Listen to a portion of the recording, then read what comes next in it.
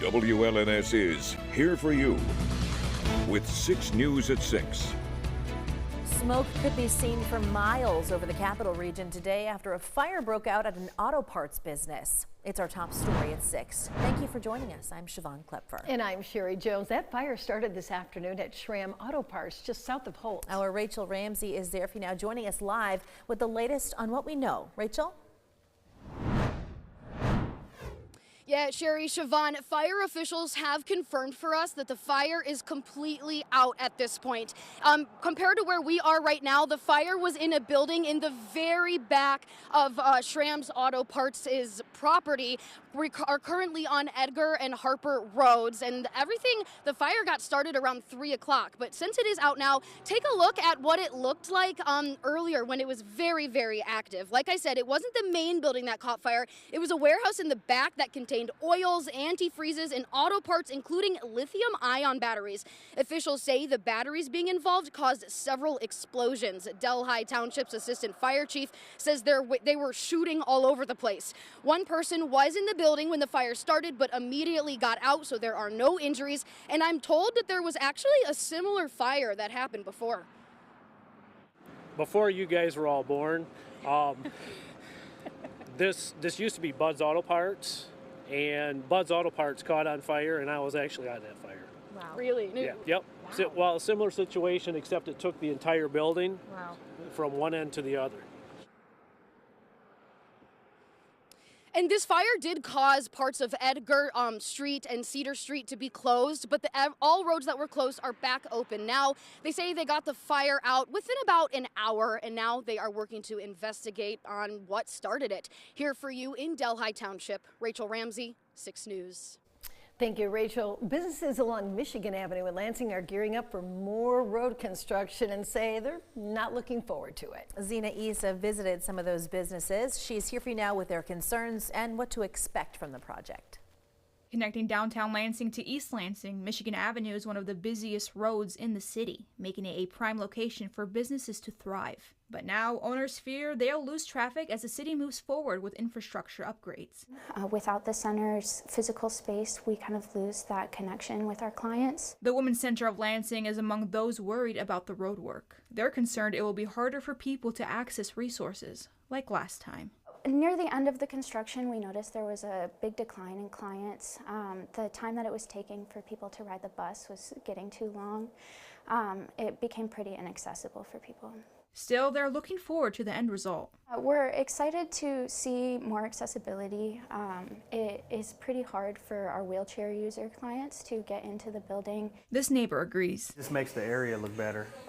It actually make all the businesses on Michigan look better. His barbershop relies on walk-in traffic, but with roads closing again, he knows business will take a hit. How much money you lost when the roads were being worked on? Thousands of dollars. Yeah. The city says they're aware of these concerns. Businesses will feel some impact, so we're trying to get this done as quickly as possible, and we will work with those businesses to get information out to their customers.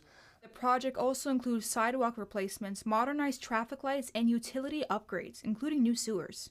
Michigan Avenue will also shift from 5 lanes to 4, aiming to make it a more pedestrian and bike-friendly road. In Lansing, Zena Issa, 6 News. Thank you, Zena. And that wasn't the only meeting about road work in the capital city today. MDOT is holding an open house right now on the proposed work on M99 in Ingham and Eaton counties. It's a chance for the public to ask questions about the project. That open house will run until 6:30 tonight at the Elfrida Schmidt Community Center in South Lansing.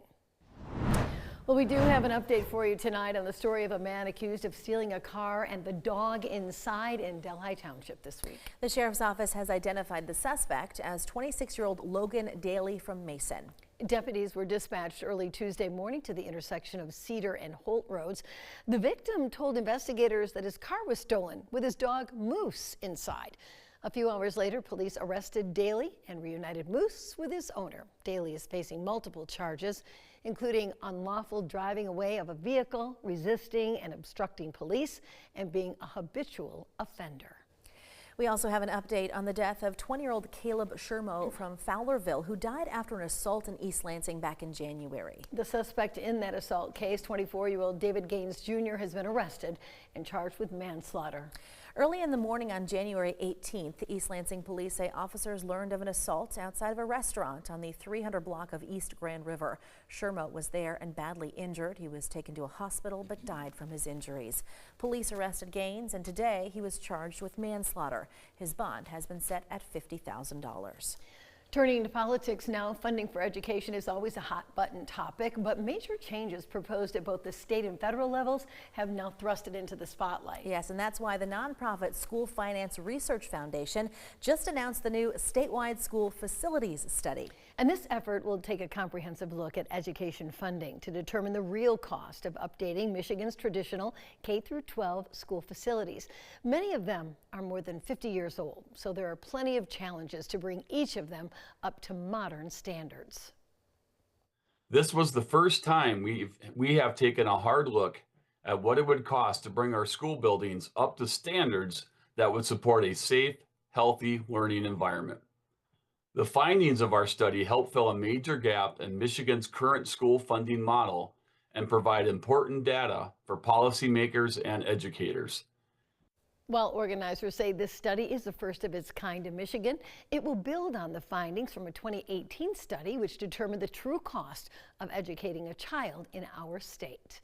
Staying with politics, State House Republicans have introduced a bill to make it cheaper to have a concealed pistol license.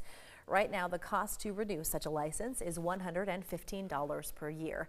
Most of that money goes to the state general fund, but $36 goes to the county. Under the bill introduced today, the total price would be reduced to just $30, with all of that money going to the county. The bill has been referred to the State House Committee on Judiciary. From Storm Tracker 6, this is Weather First, sponsored by Auto Owners Insurance. Simple human sense. Yesterday's 70-degree high, a distant memory now as we're back in the 30s, and we've got below average temperatures in the forecast really for the foreseeable future, next couple weeks at least. Look at our temperature outlook, March 26th through the 30th, so long range outlook, and it stays below average across the northeastern and midwestern U.S., while the southwestern part of the country is going to see the warmer than average temperatures. For us, what that looks like, it's not that we don't have any mild weather. We're in the mid-50s tomorrow, above average, but it comes with a lot of wind, and then we're right back in the 30s on Saturday, and then again on Monday. Slow warming trend next week as we get closer to average, but once you put all these numbers together, it's below average and going to stay that way. Our satellite and radar shows clearing skies moving in and lighter winds are on the way. It's obviously been quite windy out there with our snow showers today. Precision cast as we take you into the end of the week. Friday morning starts out with mostly sunny skies. Clouds will increase ahead of this cold front, which is a fairly strong front, and it's going to be windy tomorrow afternoon as well. So even though we're in the mid-50s, it'll feel like it's in the 40s at times. Cold front will move through with a few showers and maybe a snowflake late Friday night, early Saturday morning, but things will quickly clear out. Just going to be cold and breezy on Saturday as highs only climb into the 30s, and that'll be with some sunshine, so pretty cold air mass that will be settling in.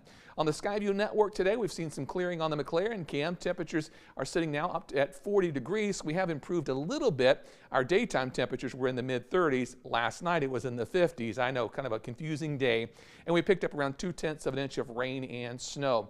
In Grand Ledge, mostly sunny skies taking hold. Temperature back up to 40 after last night's high of 51 and today's low temperature of 33. 1/1500 of an inch of precipitation. Jackson cam still mostly cloudy skies, but those clouds will be filtering out fairly soon.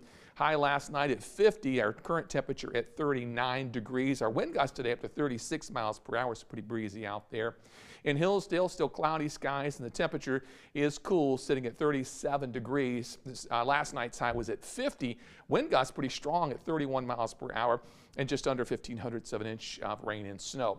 Temperatures around mid-Michigan generally in the upper 30s, close to 40. At times, wind chills have been in the 20s this afternoon, so it has been cold, but the winds, they'll get lighter tonight, but temperatures are going to fall into the mid-20s by early tomorrow morning. So no real wind chill to worry about, just a cold start to the day for our Friday. By the afternoon, as winds pick up, so do the temperatures. 44 at noon, and highs tomorrow afternoon near 54 degrees by 5 o'clock. Rain showers tomorrow night, maybe a snowflake. Then on Saturday, looks dry, partly cloudy skies. Temperatures in the upper 30s. On Sunday during the late afternoon, rain begins to move in. Highs in the 40s. That will change to snow showers by Monday. Cold again, then sunshine and warmer temperatures. Pretty typical spring-like pattern. Mid-40s on Wednesday. And we get back into the 50s as we head towards next week, and hopefully warm enough for just rain showers next Saturday. Nothing against snow showers, but I wouldn't mind seeing just some rain showers for a change. Yeah. As long as we're not shoveling at this stage, I feel like it's a win, Yeah, David. you got to have a pretty big system in March or April to get stuff you're going to have to worry about travel-wise, or, you know, you'll have to shovel. So we're heading in the right direction. That's right. We know it's going to melt right away. Right. All right. Thanks, David.